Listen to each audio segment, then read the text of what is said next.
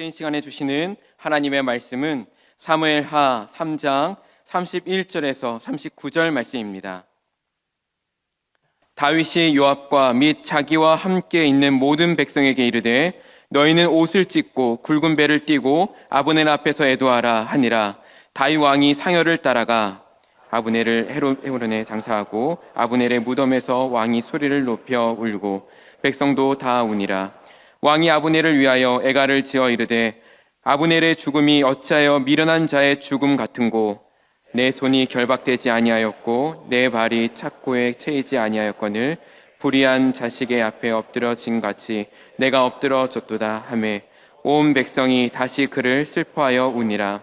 석양의 뭇 백성이 나와 다윗에게 음식을 권하니 다윗이 맹세하여 이르되 만일 내가 해 지기 전에 떡이나 다른 모든 것을 맛보면 하나님이 내게 벌 위에 벌을 내리심이 마땅하니라 하매 온 백성이 보고 기뻐하며 왕이 무슨 일을 하든지 무리가 다 기뻐하므로 이날에야 온 백성과 온 이스라엘이 넬의 아들 아브넬을 죽인 것이 왕이 한 것이 아닌 줄 아니라. 왕이 그의 신복에게 이르되 오늘 이스라엘의 지도자여 큰 인물이 죽은 것을 알지 못하느냐. 다 같이 읽겠습니다. 내가 기름 부음을 받은 왕이 되었으나 오늘 약하여서 수레아의 아들인 이 사람들을 제어하기가 너무 어려우니 여호와는 악행한 자에게 그 악한 대로 갚으실지로다 하니라. 아멘. 네, 새은혜 집회를 어제 잘 마무리하고 또 새로운 첫 주일을 또 맞이해서 저희들이 또 기쁨으로 예배를 드리고 있습니다. 모든 분들에게 하나님께서 우리의 삶을 리셋해 주시기를 간절히 소망합니다. 오늘은 이제 스루야의 아들들 증후군이라는 제목으로 같이 말씀을 나눌 텐데, 여러분들 우리가 잘 아는 고사성어 중에서 게륵이라는 단어가 있습니다. 게륵. 이 게륵이라는 어원 한번 살펴보니까 중국 삼국시대에 이 삼국지 연의에 나오는 고사성어이더라고요. 이 조조가 유명한 천하의 맹장이지 않습니까? 이 맹장이었던 이 조조가 한중이라는 땅을 놓고 이 유비와 격돌하게 됩니다. 공방전을 펼치게 돼요. 근데 이 한중이라는 땅은 어떤 땅이었느냐? 이 촉에 유비가 다스리고 있는 이 촉당으로 가는 길목이자 그리고 군사의 요충지로 굉장히 중요한 역할들을 감당했던 땅이었습니다. 근데 한편으로 이 땅은 어려움이 있었는데 이 땅은 계속 공방전으로 하기에는 너무 병력적인 소모가 많이 필요한 땅이었죠. 지형적으로 방어하기도 쉽지 않고 병력 소모가 많을 뿐만 아니라 조조에게는 이 본토로부터 보급선을 이어서 계속 공급을 해야 되기 때문에 쉽지 않은 땅이에요. 그래서 이 조조의 마음 가운데 이 성을 계속 공격하는 것이 유익하냐 유익하지 않느냐 고민을 하다가 어느 날에 이 조조의 장수들에게 식사를 대접을 하는데 그 식사가 뭐였을까요? 게륵, 닭게자에 갈비 륵자를 써서 이 닭갈비탕을 줬다고 합니다.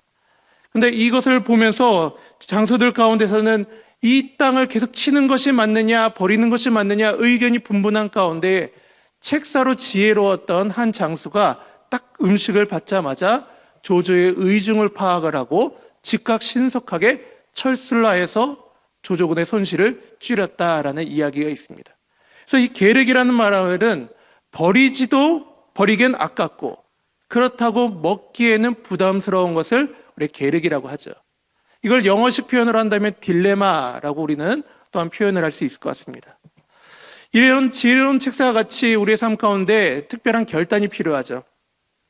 우리 인생을 보면 많은 계륵적인 상황들이 우리의 삶에 펼쳐지게 됩니다. 잘못된 걸 알면서도 아닌 거를 알면서도 그래도 또한 안 할 수 없는 계륵적인 상황들. 그러면서도 자기 위안으로 이렇게 이야기할 때가 있죠. 하지 말아야 되면서도 어쩔 수 없이 또한 해야 되는 상황, 이러지도 못하고 저러지도 못한 상황 가운데 우리가 세상 살아가면서 언제 또 어떻게 옳은 길만 갈아갈 수 있냐, 정직할 수만 있느냐, 예배 생활이든 신앙 생활이든 물질 생활이든 어느 정도 적당히 타협하고 때로는 하지도 못하고 결단하지도 못한 채 그저 안고 살아가는 계륵적인 상황들, 그것이 우리의 삶 가운데 만연해 있는 것을 우리가 볼 수 있죠.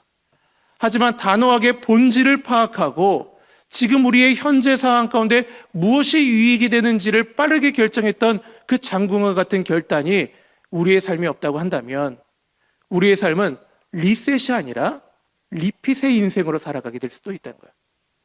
똑같은 반복적인 인생. 뭔가 달라지지 않고 시작은 거대했을지 모르겠지만 똑같이 쳇바퀴 돌아가듯이 이전 삶으로 돌아가는 삶. 그래서 여러분들은 오늘 말씀을 나누면서 리셋의 인생을 살아갈 것이냐 아니면 리핏의 인생을 살아갈 것이냐 결단하시기를 간절히 소망합니다. 그래서 리셋을 넘어서서 하나님께서 여러분의 신앙과 가정과 모든 형편들 위해 리모델링 되어져 가는 귀한 은혜가 생기기를 소망합니다. 오늘 말씀 제목을 보시면은 제가 스루야의 아들들이라고 해놨는데 다윗의 계륵이 바로 스루야의 아들들. 오늘 이 말씀 제목으로 잡은 이 스루야가 도대체 누군가? 여러분들이 스루야가 누구냐라고 물은다면은 대답할 수 있는 사람들이 거의 없으실 거라고 생각이 됩니다. 왜냐하면 성경에 딱 두 문장밖에 등장하지 않아요. 스루야에 대해서는 열왕기상에 역대상에 한번 등장했고 그리고 사무엘 하에 한번 등장을 합니다. 근데 뭐 사건이 기록이 된 게 아니라 이 스루야에 대해서 뭐라고 기록되느냐?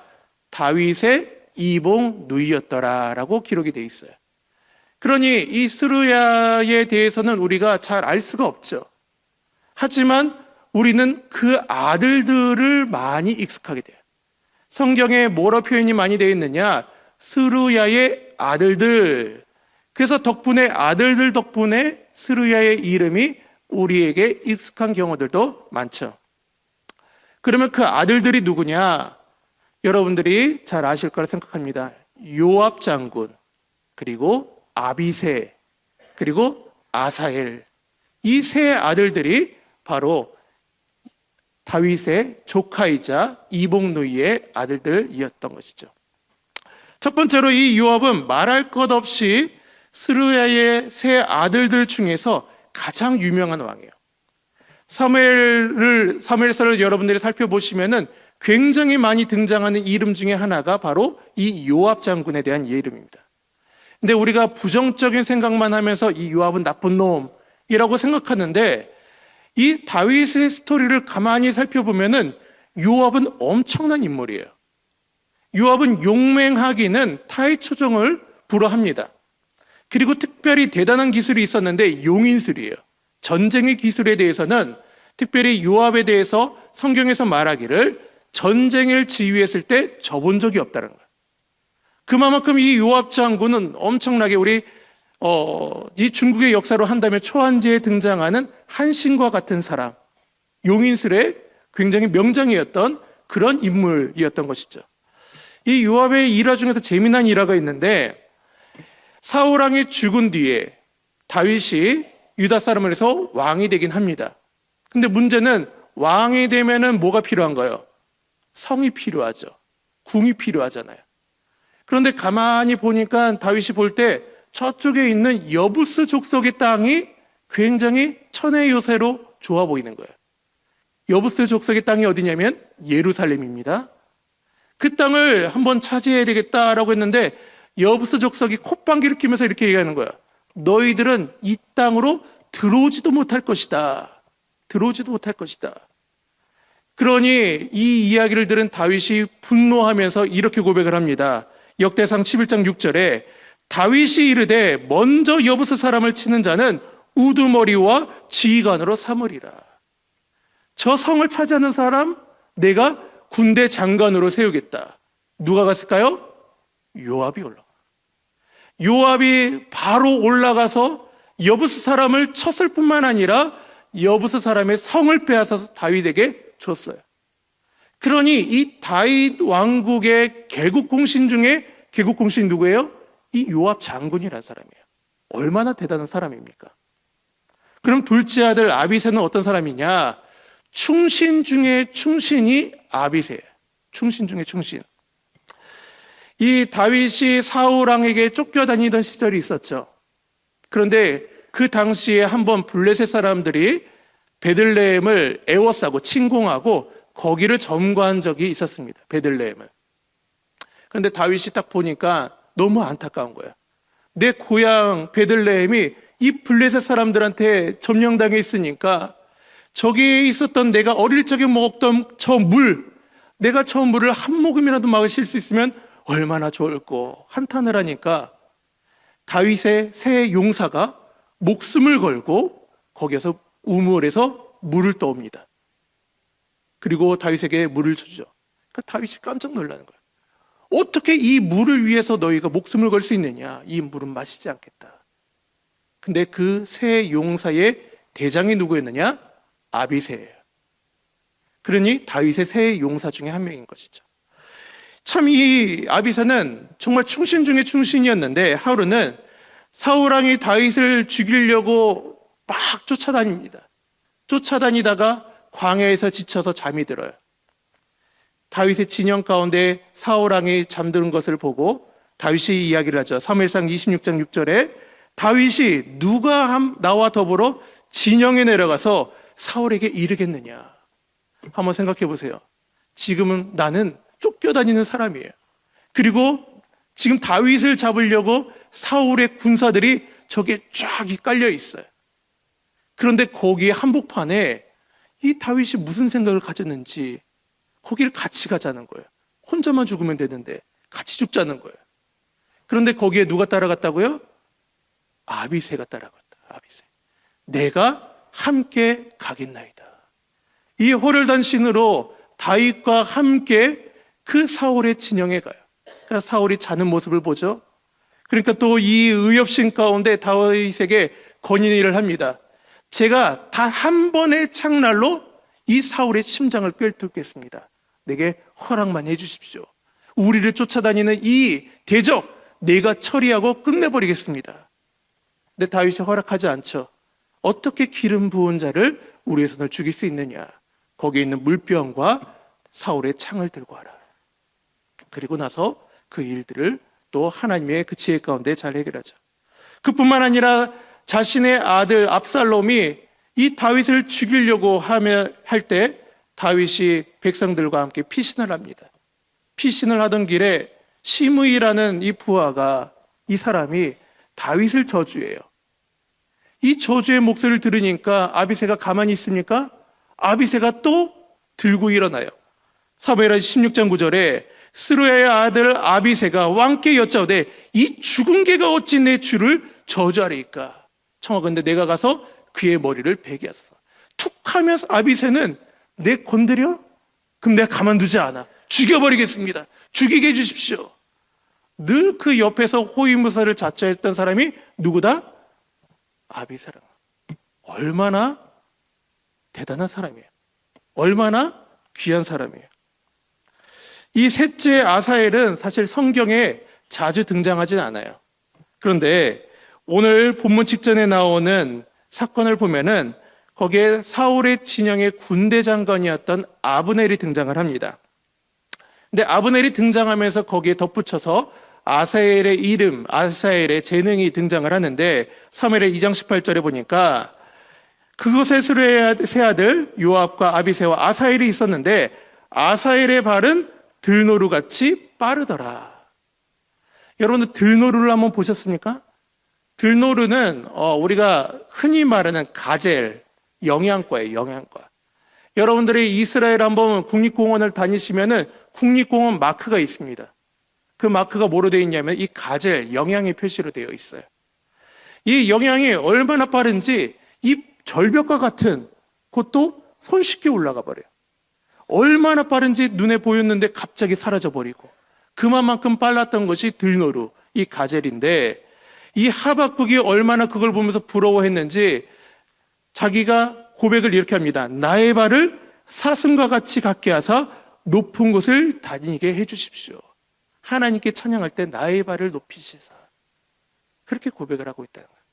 그의 재빠름과 순발력이 얼마나 이 전쟁의 판도를 뒤바꾸는지. 그래서 이 아사엘은 이스라엘의 30용사 중에 한 명이자 군대 지휘관 중에 한 명이었다는 것이죠.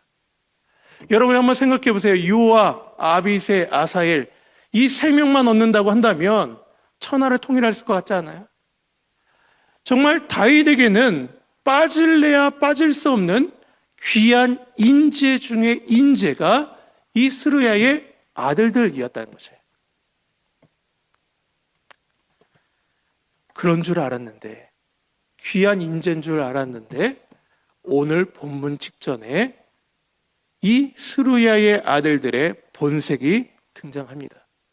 치명적이고 결정적인 그들의 심중 가운데 품어져 있는 생각들이 무엇인지가 드러낸 사건이 등장을 하죠. 이 사건이 어떤 사건이냐? 사울이 블레셋 사람들에게 죽고 난 뒤에 다윗은 유다 사람들로 인하여서 왕이 되었지만 다른 지파 사람들이 다 다윗을 따랐느냐? 그렇지 않았다는 거예요.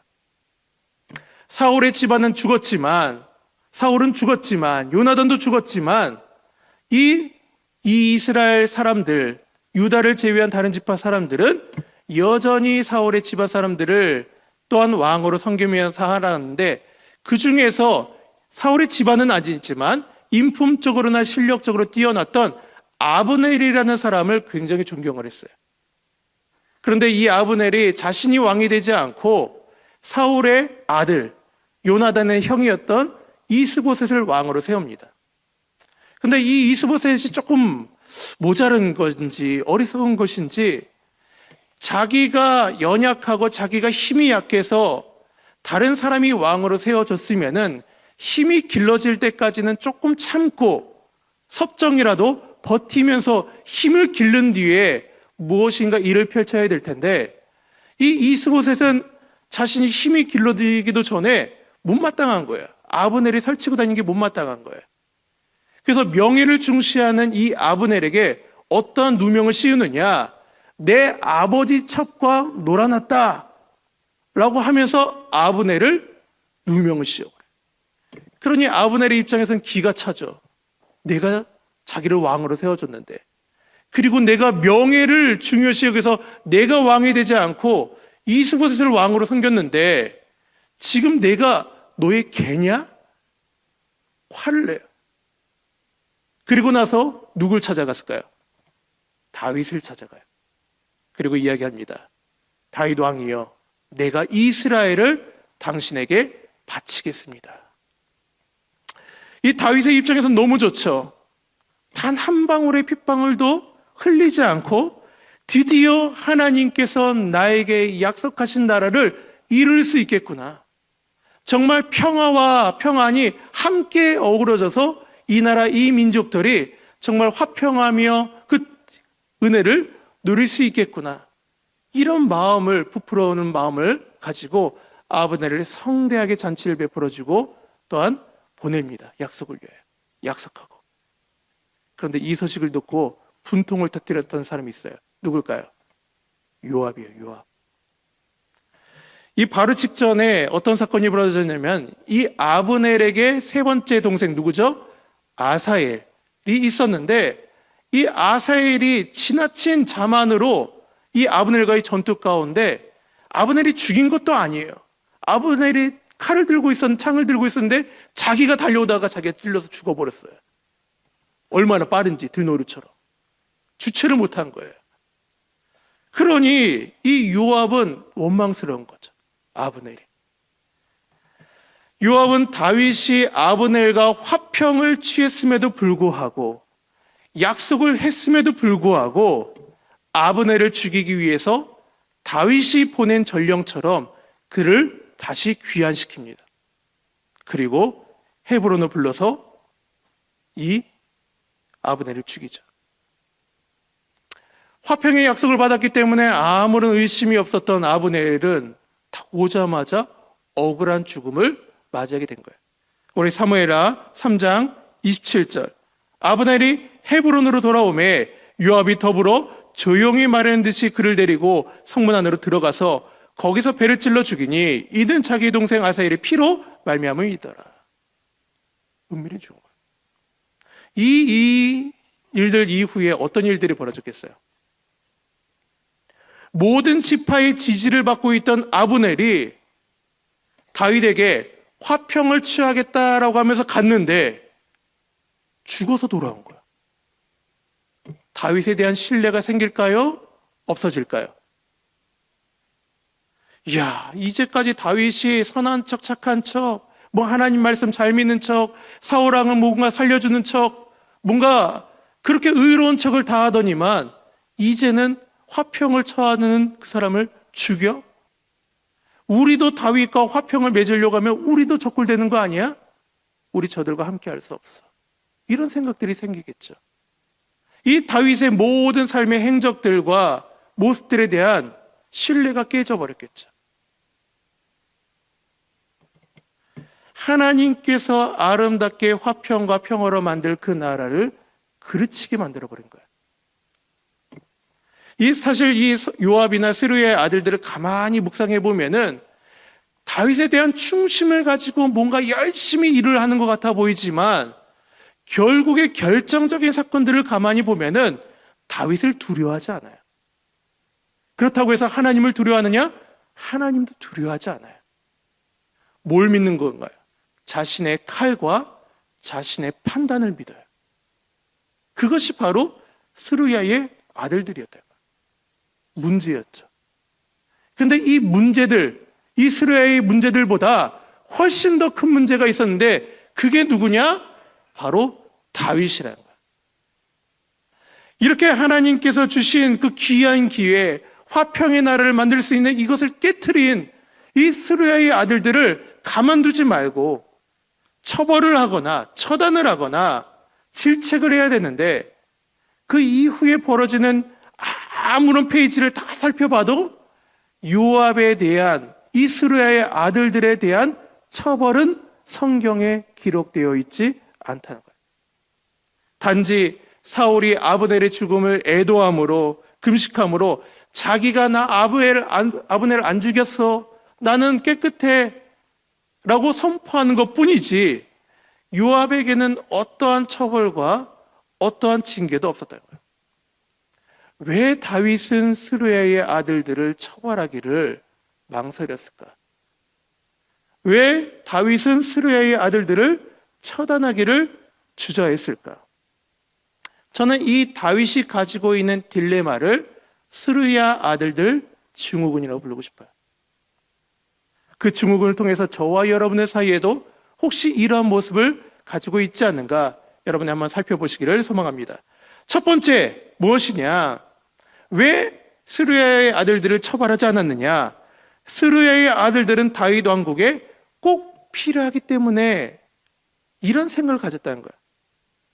내 인생의 성공은 저기에 달려있기 때문에 쟤네들이 내 인생의 성공을 만들어줄 거야. 그런 생각을 가지고 있었기 때문에 저들을 내칠 수가 없는 거예요. 하나님, 이 다윗의 왕국을 만들어 가는데 없어서는 안 될 꼭 필요한 인물이라 생각했기 때문에. 실제로도 다윗 왕국이 이루어지기까지 앞서 말한 대로 이 스루야의 아들들이 하는 공헌과 역할들이 굉장히 컸죠. 그래서 지금까지 왕국이 이루어진 것은 저들 때문이라고 생각을 했습니다. 그래서 왕국이 안정되기 전까지는 스루야 아들들의 역할들이 필요하고 그들이 휘젓고 다니던 아니면은 활개 치고 다니건 그들이 악하건 내버려둘 수밖에 없다고 판단을 했던 것이죠. 여러분들이 생각할 때 다윗의 생각이 맞습니까? 틀립니까? 맞다고 하시는 분들만 있을지도 몰라요. 우리가 인간관계론이나 처세술에 보면은 우리가 이런 말들을 많이 써요. 필요악이라는 단어를 많이 써요. 필요악. 늘 좋은 사람만 옆에 껴놓고 다닐 수 없잖아요. 늘 좋은 것들만 하면서 선비노름 할 수 없잖아요. 때로는 악하고 때로는 완악할지라도 그들의 능력이 필요하잖아요. 그들의 실력이 그들의 가지고 있는 것들이 내 삶에 필요하잖아요. 내 성과 발의 역할을 이루어질 그것이 필요한 거죠. 그래서 그것이 세상적으로 보기에는 악하다 할지라도 세상적으로 보기에는 불의하다 할지라도 내 필요와 성공을 위해서는 비를 맞춰야 되고 불의를 눈 감아야 되는 거예요. 그것이 우리가 일반적으로 말하는 세상 사는 이치라고 하죠. 세상 사는 이치. 우리 다 흔하게 이야기하잖아요. 그런데 이거는 세상적으로는 맞지만 신앙적으로는 틀립니다. 우리 그리스도인들은 분명한 믿음이 필요해요. 그 믿음이 무엇이냐? 하나님 주권에 대한 믿음이 필요하다는 거예요. 하나님 주권에 대한 믿음. 이 잠언 29장 26절에 보면 이렇게 기록합니다. 우리 한번 읽어보도록 할까요? 시작.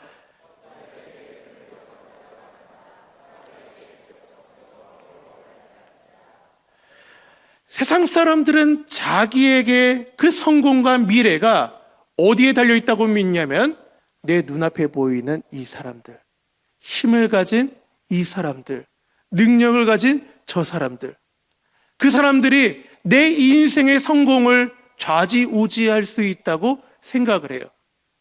그래서 거기에 집중을 해요. 그 사람이 악하건 불의하건 상관없이 그 안에서 있어야지만, 내가 잘 보여야지만, 내가 머리 숙여야지만, 눈 감아야지만 내 성공이 유지되어 수 있다고 착각하는 것이죠. 하지만 우리는 주권자가 누구인지를 오늘 본문을 통해서 분명히 알아야 돼요. 주권자를, 은혜를 구하는 자가 많으나 사람 일의 작정은 누구에게 있다고요? 하나님께 있다고. 여호와 하나님께 있다고. 그게 바로 그리스도인들과 세상 사람들의 차이점이라는 걸 여러분들이 기억하셔야 됩니다. 사람을 두려워하지 않고 하나님을 두려워하는 것이 그리스도인이라는 것이죠. 하나님에 대한 주권에 대한 인식이 없이 어떻게 세상 가서 우리가 세상 사람들과 다른 것을 뭐로 증명을 하겠습니까? 세상 사람들과 똑같이 세상 사람들을 두려워하고 똑같이 그 마음 가운데 우리가 휘저다니면서 두려움에 떨고 있다고 한다면 우리가 세상 사람들과 다를 바가 뭐가 있다는 거예요.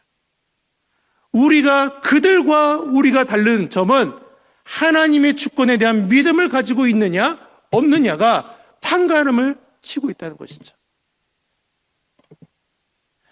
다윗이 왕국을 이루게 된 이유는 스루야의 아들들 때문이 아니었습니다.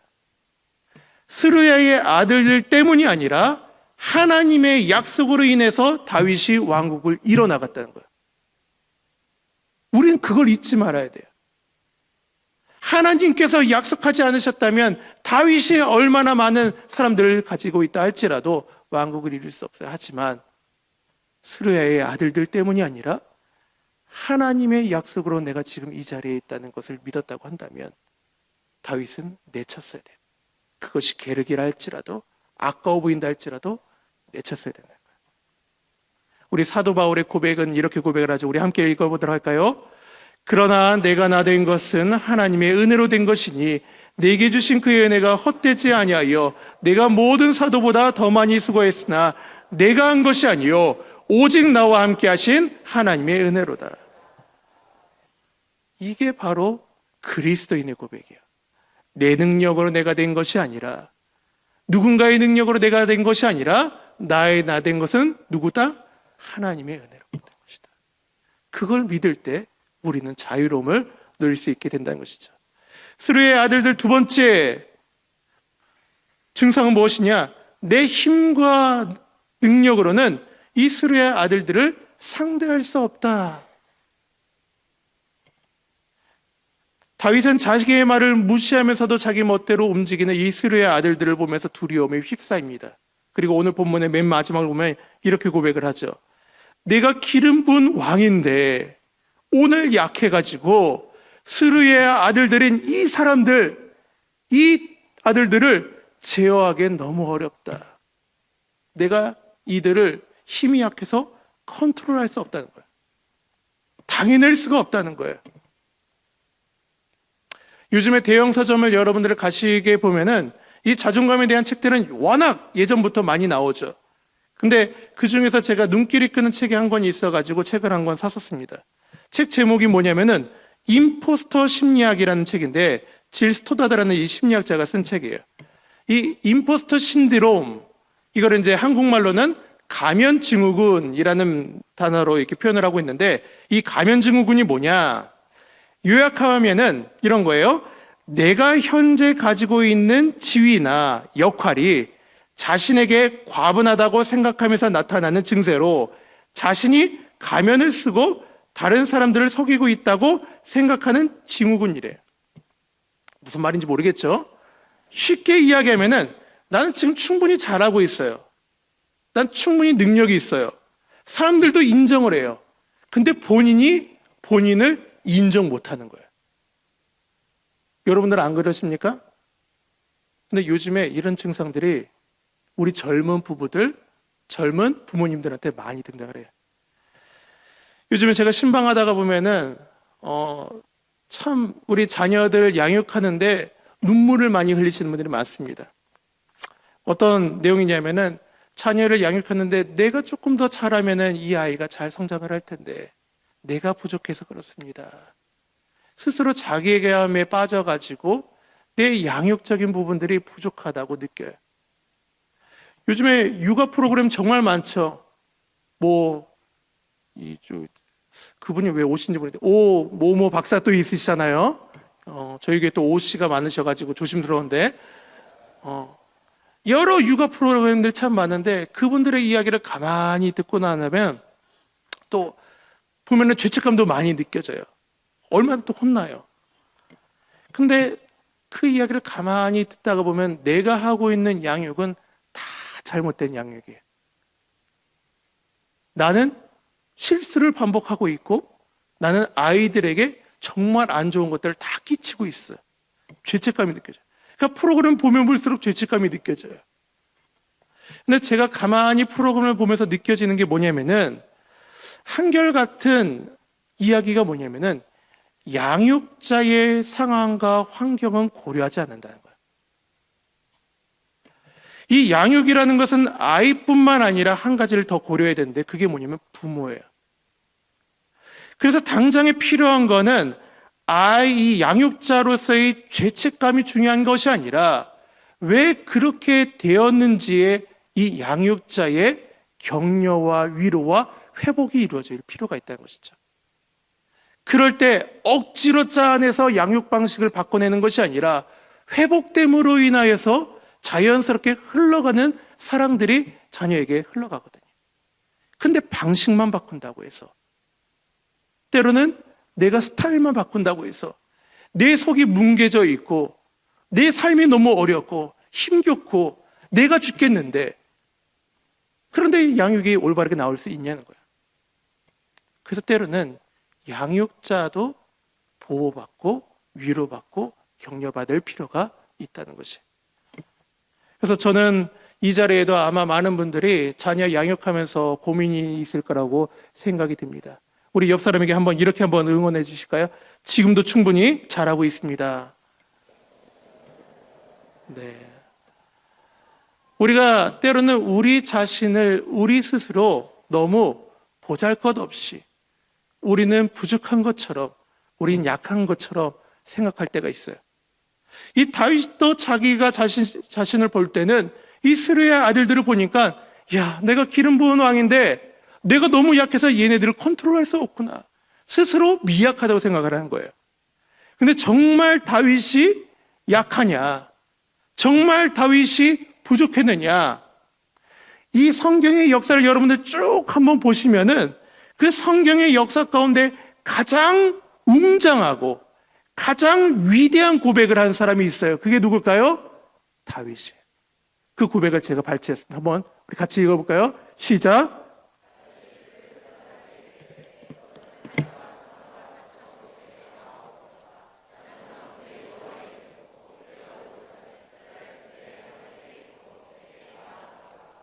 언제부터 다윗이 자기의 힘을 생각하기 시작했나요? 언제부터 다윗이 자기의 능력을 찾아가기 시작했어요? 언제부터 다윗이 칼과 창을 찾았어요?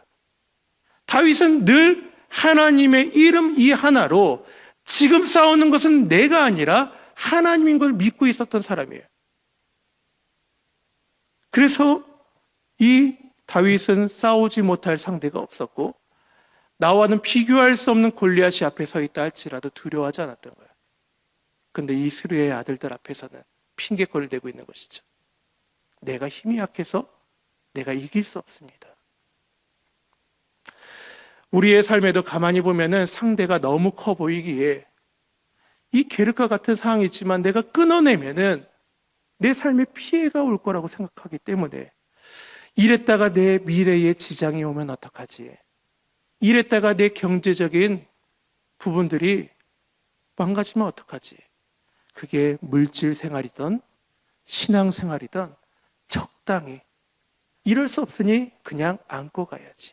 이러지도 저러지도 못한 채 우리가 살아가는 경우들이 많다는 것이죠. 하지만 우리의 아버지가 누구십니까? 하나님이시죠. 우리의 생명은 누가 주셨습니까? 예수님의 십자가의 달리심으로 말미암아 우리의 생명의 가치는 십자가의 가치라는 거예요. 우리가 어떠한 존재인지를 자꾸 잊어버릴 때 상대방이 너무 커 보여요. 상대방을 이길 수 없는 존재처럼 생각이 들어요. 하지만 우리가 크다는 것을 우리들이 기억할 필요가 있다는 것이죠. 세 번째 증상이 무엇이냐? 스루야의 아들들이 내게 주는 유익이 너무 크다는 거야. 너무 크다. 그러니 이 달콤함, 이 즐거움, 이 기쁨 어떻게 끊어낼 수 있겠어? 이 스루야 아들들 가만히 보면은 정말 매력적이죠. 여러분들 한 번 명령해 놓으면 실수가 없어요. 늘 백전백승으로 나에게 승리를 가져다 줘요. 그리고 적군 진영에 가서 목마르다 하면 적군 진영에 가서 물 떠줘요. 혹시 그런 분이 계시면 한번 손 들어보세요. 내 주위에 그런 사람이 있다. 아무도 없잖아요. 저도 없어요. 나를 대적하는 사람만 있으면은 먼저 앞장서 가지고 내가 처단하겠다고 들어대요. 얼마나 매력적이에요. 얼마나 갖고 싶은 사람이에요. 얼마나 유익이 큽니까? 그런데 여러분들 술을 드시는 분들 가운데 이런 명언이 있어요. 처음에는 내가 술을 먹고 그 다음에는 모르시죠? 안 드셔보셔가지고 술을 먹고 그리고 술이 나를 먹는다. 눈앞에 주는 즐거움과 기쁨에 쫓겨 살다가 보면은 어느새 내가 지경에 이르렀는지를 모를 때가 있다는 거예요. 스루야의 아들들이 주는 즐거움과 기쁨에만 만족하면서 거기에 희나락거리는 순간에 내가 지금 어디까지 지금 들어와 있는지를 놓쳐버린다는 것이죠. 이 스루야의 아들들을 다윗은 그 기쁨을 주는 스루야의 아들들을 내버려둬요. 근데 그 이후에 어떤 일들이 벌어졌느냐? 다윗의 생전 가운데 유일한 흠이 되는 사건이 있었죠. 그게 뭘까요? 밧세바 사건이에요. 밧세바 사건의 완성을 이룬 사람이 누구였느냐? 요압이죠. 다윗의 지시를 받아서 우리야 장군을 은밀히 죽여버려요. 범죄를 일으키는 것에 완성을 이루죠. 그뿐인가요? 다윗 뜻과는 상관없이 다윗이 가장 사랑하고 아끼는 압살롬을 누가 죽이나요? 요압이 죽여요. 자신의 판단과 자신의 생각을 따라서. 그 후에 자신의 아들 아도니아와 함께 반역을 일으키는 사람이 누군가요? 다 스루야의 아들들이에요. 성경을 보면은 잠시 즐거움에 만족했다가 막심한 후회를 하는 사람들이 굉장히 많아요. 여러분들 아브라함 기억하시죠? 아브라함 당장에 후사가 없어요. 후사가 없어서 이집트 여인, 애굽의 여인이었던 하갈에게서 아들을 낳아요. 그게 누군가요? 이스마엘이죠. 잠깐의 즐거움과 기쁨을 위해서 이스마엘 낳아요. 그런데 여러분들 그때 그 즐거움으로 인해서 이 이삭의 집안과 그리고 이 이스마엘의 집안이 아직까지 싸우는 거 아세요? 지금 전쟁이 5,000년 됐어요. 이 아랍권과 유대인의 싸움. 아브라함이 잠깐의 즐거움을 바라지 않았다면 지금 전쟁이 벌어지지 않아요. 하지만 그 즐거움을 버리고 그 유익을 취했기 때문에 그 유익을 바라봤기 때문에 지금 5,000년간 지금 전쟁이 펼쳐지고 있는 거 아니에요. 우리가 근시안적인 지혜와 지식을 가지고는 분별하기 너무 어렵습니다.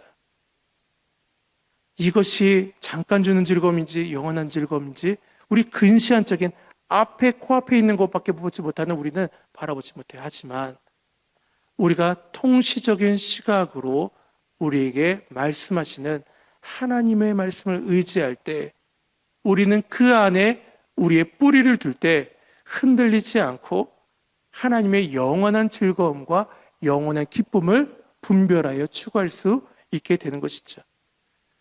그래서 결론적으로 다윗은 이 모든 상황들을 발견한 뒤에 자신의 아들 솔로몬에게 이렇게 이야기합니다. 스루의 아들들을 평안히 수월로 내려가지 못하게 하라. 열왕기상 2장 6절이에요. 함께 읽겠습니다. 내 지혜들을 향하여 그의 백발이 평안히 수월에 내려가지 못하게 하라. 다윗은 이 뼈아픈 경험을 통하여서 이 아들들이 나에게 유익을 주는 것 같아 보이지만 결국에는 평안을 깨뜨리고 오히려 나를 이 재앙으로 만든다는 것을 누구보다도 잘 알았어요. 그렇기 때문에 내 아들에게 물려주는 그 나라에는 평안만이 필요할 것이니 그 아들, 스루야의 아들들을 스월로 평안히 내려가게 하지 마라. 죽이라는 것이죠. 제거하라는 것이에요. 그리고 더불어서 다윗은 자신의 왕국과 행복이 어디에 있느냐 그걸 분명히 선포합니다. 우리 열왕기상 2장 4절 함께 읽겠습니다. 여호와께서 내 일에 대하여 말씀하시기를 만일 내 자손이 그들의 길을 삼가 마음을 다하고 성품을 다하여 진실이 내 앞에서 행하면 이스라엘 왕위에 오를 사람이 내게서 끊어지지 아니하리라. 뭐라고 얘기하는 거예요? 지금 내 성공, 내 평안, 내 만족 그걸 이루는 게 누구라고요? 하나님의 말씀이라고. 하나님의 말씀이라고. 하나님이시라고. 그 위대한 진리를 다윗이 유언으로 솔로몬에게 남겼다는 거예요. 우리가 경제적인 삶 그리고 세상적인 삶 가운데는 이 계륵의 타협이 있을 수 있죠. 버리긴 아깝고 놔두기엔 부담되고 하지만 그냥 품고 가는 것. 하지만 신앙의 개념 속에서는 계륵은 존재하잖아요. 끊어내야 돼. 내 삶의 곳곳에 스며 있는 이스라엘의 아들들 좋아 보이지만 끊어냄으로 말미암아 더 큰 은혜를 누려나가시는 저와 여러분들이 되시기를 간절히 소망합니다. 그래서 우리의 삶의 지침이 되는 우리의 유일한 성경 구절, 우리 이 성경 구절을 읽고 제가 기도하고 마치도록 하겠습니다. 우리 함께 읽겠습니다. 그런즉 너희가 먹든지 마시든지 무엇을 하든지 다 하나님의 영광을 위하여 하라. 네. 하나님을 주권을 신뢰함으로 옳은 것을 올바른 것을 결정하고 나아가시는, 그래서 우리의 삶이 리셋을 뛰어넘어 더 아름다운 리모델링의 인생을 살아가시는 저와 여러분들이 되시기를 축원드립니다.